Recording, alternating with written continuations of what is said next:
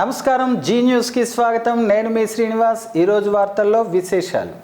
అభివృద్ధి సంక్షేమం ఈ ప్రభుత్వానికి రెండు కళ్ళు లాంటివని ఆంధ్రప్రదేశ్ శాసన సభాపతి తమ్మినేని సీతారాం పేర్కొన్నారు.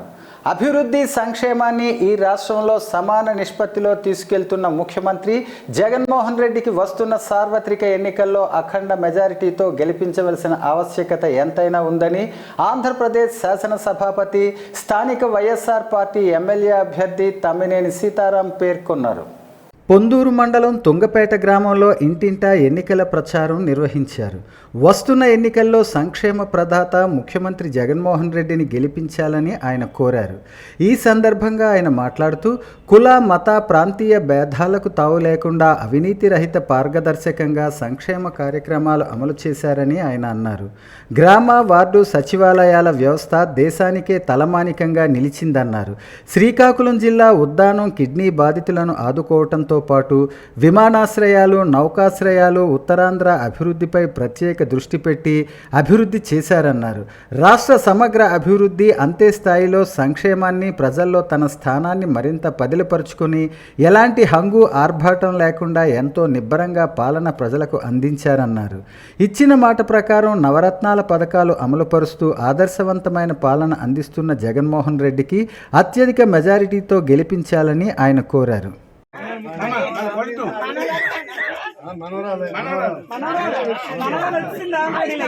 రాష్ట్రంలో గడిచిన 5 ఏళ్లలో జగన్మోహన్ రెడ్డి సర్కార్ కని విని ఎరుగని రీతిలో అనేక అభివృద్ధి సంక్షేమ కార్యక్రమాలు చేసి దేశానికి ఆంధ్రప్రదేశ్ ఆదర్శంగా నిలుస్తుందని రాష్ట్ర పశుసంవర్ధక మత్స్యశాఖల మంత్రి డాక్టర్ సీదిరి అప్పలరాజు అన్నారు.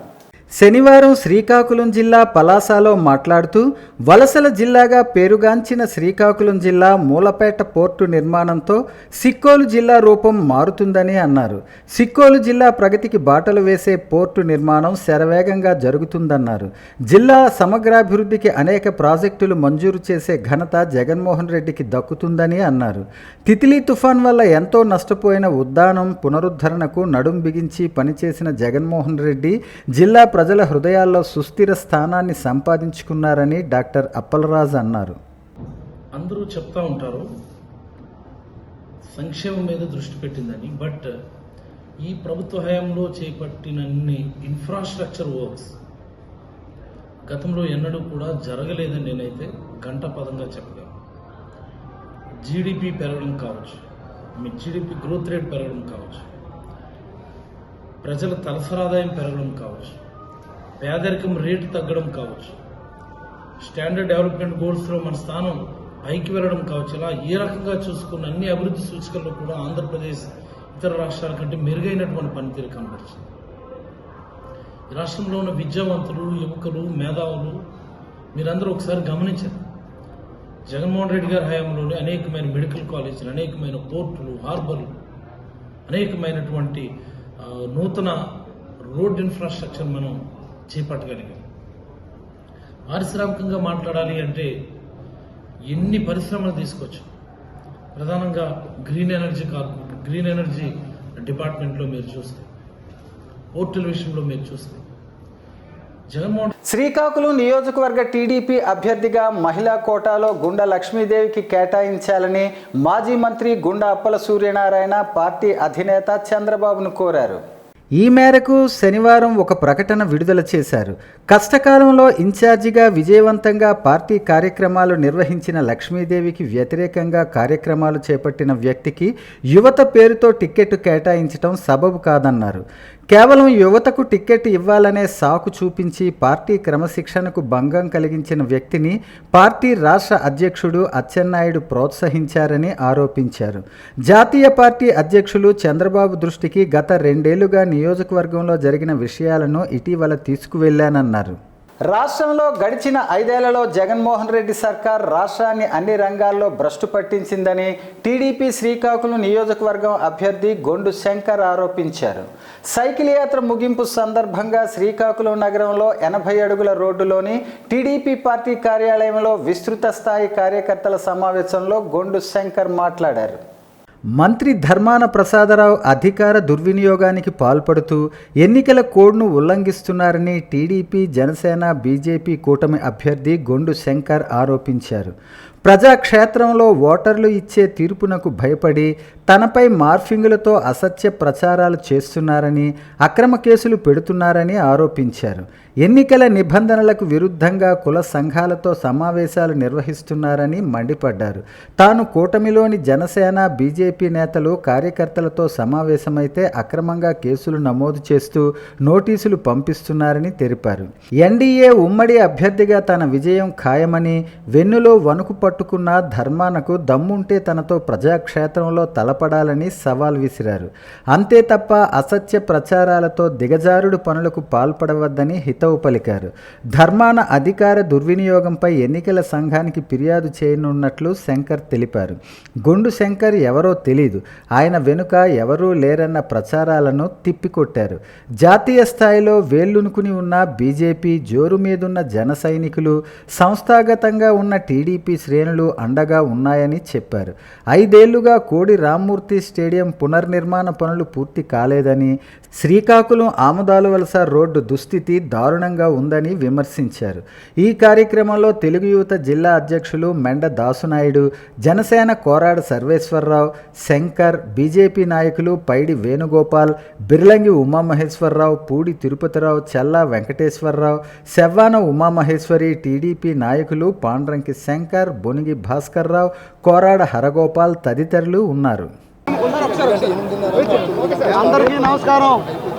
ఈరోజు వైసీపీ ప్రభుత్వం ప్రజా వ్యతిరేక పాలనని, అలాగే ముఖ్యమంత్రి నిరంకుశ పాలనని ప్రజలకు వివరిస్తూ చైతన్యపరచాలనే ఉద్దేశంతో, అలాగే రాబోయే ఎలక్షన్లో విజయదుందుబి మోగించి ప్రభుత్వం ఏర్పాటు చేసుకున్న దిశగా కదులుతున్న సందర్భంగా కేంద్రం అలాగే రాష్ట్ర ప్రభుత్వం రేపు మా తాలూకా ఏం చేయబోతున్నాం, పథకాలు ఏంటని రాష్ట్రంలో సూపర్ 6 కానీ, బీసీ డిక్లరేషన్ కానీ, ఈ పథకాలన్నింటినీ కూడా ప్రజలకు చేయాలనే ఉద్దేశంతో ప్రజల్ని చైతన్యవంతం చేయడానికి కోసం ఈరోజు బీజేపీ, జనసేన, తెలుగుదేశం పార్టీలు మూడు పార్టీల కూటమి, ఎన్డీఏ కూటమి కార్యకర్తల విస్తృత స్థాయి సమావేశం ఏర్పాటు చేయడం జరిగింది.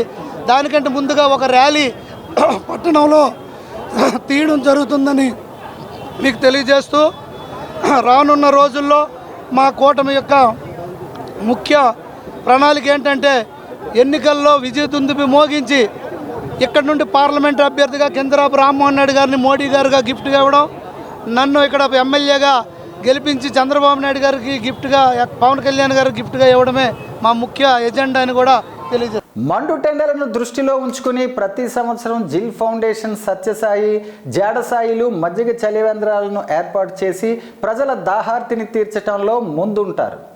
ప్రస్తుత వేసవి తాపంతో ప్రజల ఇక్కట్లు అన్నీ ఇన్ని కాదు. దీనిని దృష్టిలో ఉంచుకుని వేసవి తాపం నుంచి కొంత ఉపశమనం కలిగించేందుకు మజ్జిగ చలివేంద్రాన్ని స్థానిక పాత బస్టాండ్ కూడలి వద్ద మార్కెట్ ప్రాంగణంలో శనివారం ఏర్పాటు చేసి 1వ పట్టణ police station assistant sub inspector G Ramarao, Lions blood bank manager Kontham Sunil చేతుల మీదుగా బాటసారులకు సుమారు 300 మజ్జిగ ప్యాకెట్లను అందించారు. ఈ సందర్భంగా ఏఎస్ఐ మాట్లాడుతూ వేసవి గాలులతో వడదెబ్బలు తగిలే అవకాశాలు ఎక్కువని, అవసరమైతే తప్ప ప్రజలు బయటకు రావద్దని, పిల్లలు, వృద్ధులు తగు జాగ్రత్తలు తీసుకోవాలన్నారు. ఈ సందర్భంగా జిల్ ఫౌండేషన్ సేవలను కొనియాడారు. ఈ కార్యక్రమంలో జిల్ foundation vice president Jada Sai, JCI Srikakulam main vice president Urlam Sivateja, మహిళా పోలీస్ సిబ్బంది తదితరులు పాల్గొన్నారు. వైసీపీ ఎమ్మెల్యే అభ్యర్థిగా గొర్లె కిరణ్ కుమార్ను మార్చకపోతే తాము ఇండిపెండెంట్గా బరిలో ఉంటామని వైసీపీ సీనియర్ నాయకులు లుకలాపు అప్పలనాయుడు ప్రకటించారు. ఈ మేరకు లావేరు మండలం పెద్దలింగాలవలస గ్రామం వద్ద ఉన్న తన కార్యాలయంలో శనివారం ఆయన మాట్లాడారు. నియోజకవర్గ ప్రజలకు సేవ చేయటంలో గొర్లె కిరణ్ కుమార్ పూర్తిగా విఫలమయ్యారని ఆరోపించారు.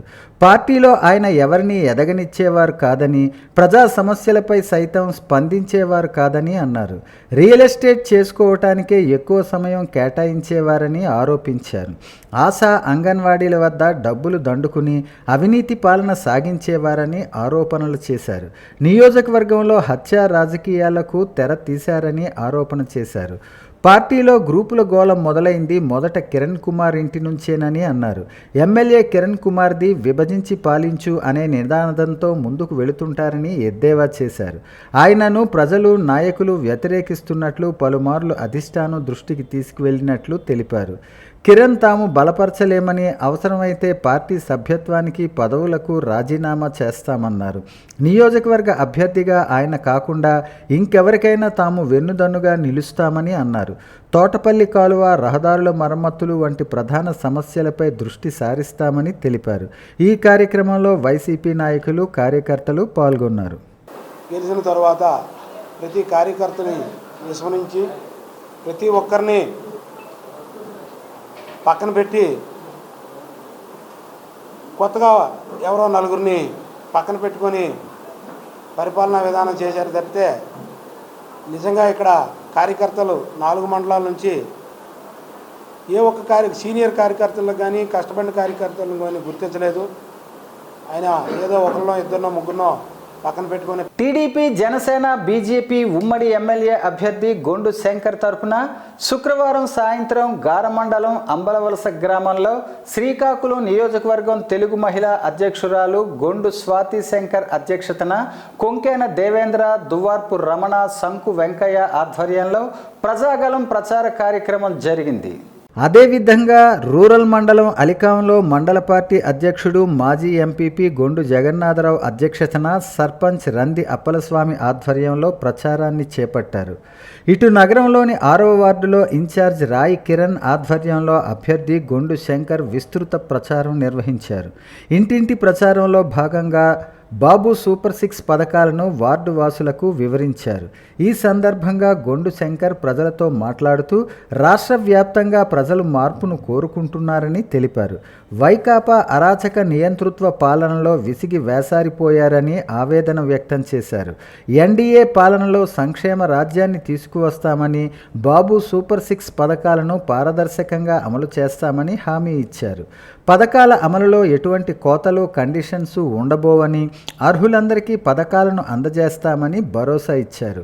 ఈ కార్యక్రమంలో జనసేన నియోజకవర్గం ఇన్ఛార్జ్ కోరాడ సర్వేశ్వరరావు, బీజేపీ నాయకులు సెవ్వాన ఉమామహేశ్వరి, డివిజన్ నాయకులు రాయి మురళీప్రసాద్, జి సీతమ్మ, ముద్దాడ రాజశేఖర్, జరజాన శాంతకుమార్, రాయి రమేష్, తాడి జయరాజ్, టీడీపీ నాయకులు కోరాడ హరగోపాల్, దొండపాటి నవీన్, రెడ్డి గిరిజాశంకర్, టీడీపీ, జనసేన, బీజేపీ నాయకులు, కార్యకర్తలు, అభిమానులు పాల్గొన్నారు.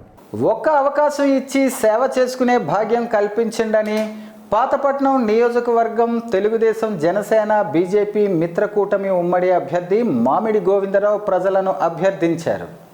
వేలాది మంది మిత్రపక్ష నాయకులు, కార్యకర్తలు, అభిమానులతో పాతపట్నం కేంద్రంలో ప్రచారం నిర్వహించారు. ప్రజలకు సూపర్ 6 పథకాలపై అవగాహన కల్పించారు. అలాగే కేంద్ర రాష్ట్రాల్లో ఎన్డీఏ కూటమి అధికారంలోకి వస్తేనే అభివృద్ధి, సంక్షేమం సాధ్యపడుతుందని తెలిపారు. పాతపట్నం నియోజకవర్గం వలస నాయకుల పాలనలో అభివృద్ధి కుంటిపడిందని, ఉపాధి లేక నిరుద్యోగంతో యువత వలస కార్మికులుగా దేశం నలుమూలలు వలసలు పోతుంటే వలస రాజకీయ నాయకులు మాత్రం రాజకీయ ఉపాధి కోసం పాతపట్నం వస్తున్నారని ఎద్దేవా చేశారు.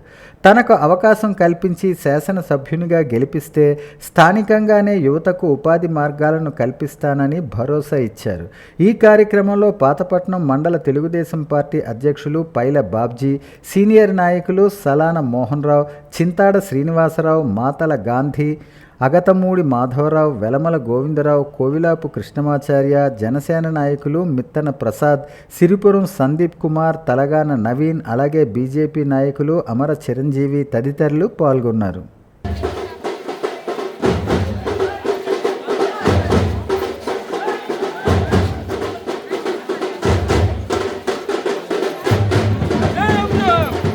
శ్రీకాకుళం నగరం స్థానిక గూనపాలెంలో రంజాన్ పండుగ వాతావరణాన్ని తలపించిందని 34వ వార్డులో నివాసం ఉంటున్న బాషాబాయ్ శనివారం తెలిపారు. కుల మతాలకు అతీతంగా రంజాన్ పండుగను జరుపుకుంటామని, రంజాన్ మాసం అతి పవిత్రమైనదని, నాన్నగారు ఖలీల్ బాయ్ని అందరూ ఆదరించిన తీరు మా కుటుంబ సభ్యులంతా జీవితంలో మర్చిపోలేమని అన్నారు. ఖలీల్ భాయ్ మన మధ్య లేకపోవటం బాధాకరమని, ఆయన లేకున్నా ఆయన చేసిన సేవల ద్వారా మన మధ్యే ఉన్నారని, సేవలను కొనసాగించాలనుకుంటున్నామని, అందుకు మీ అందరి సహకారం కావాలన్నారు. 33వ వార్డు గత ఇన్ఛార్జ్ ఖలీల్ భాయ్ జ్ఞాపకార్థం రంజాన్ పవిత్ర మాసం సందర్భంగా వార్డు ప్రజానీకానికి ఆయన కుమారుడు భాషాభాయ్ ఆధ్వర్యంలో సుమారు 600 మందికి సేమియా పంచదార పంపిణీ చేసి హిందూ, ముస్లిం, క్రిస్టియన్ భాయి భాయి అంటూ మీ అందరి సమక్షంలో పండుగను గత 2 రోజుల నుంచి జరుపుకోవటం ఆనందంగా ఉందన్నారు. ఈ కార్యక్రమంలో ఖలీల్ భాయ్ సతీమణి జబినా బేగం, కుమారుడు ఇమ్రాన్ భాషా, కుమార్తెలు, శ్రేయోభిలాషులు సురేష్, బాబ్జీబాయ్, స్థానికులు తదితరులు పాల్గొన్నారు. అందరికీ నమస్కారం. నేను మా నాన్నగారు 34వ డివిజన్ ఇన్ఛార్జ్గా వెళ్ళారు. వాళ్ళ జ్ఞాపకార్థంగా ప్రతి సంవత్సరం 500 మంది లాగా మా పండగ సందర్భంగా, రంజాన్ పండగ సందర్భంగా 500 మందికి ఇలా సేమియా పంచదార అని చెప్పేసి ప్రతి సంవత్సరం జ్ఞాపకార్థంగా పంచుతున్నాం. ఈ రంజాన్ పండగ మాకు పవిత్రమైన పండగ.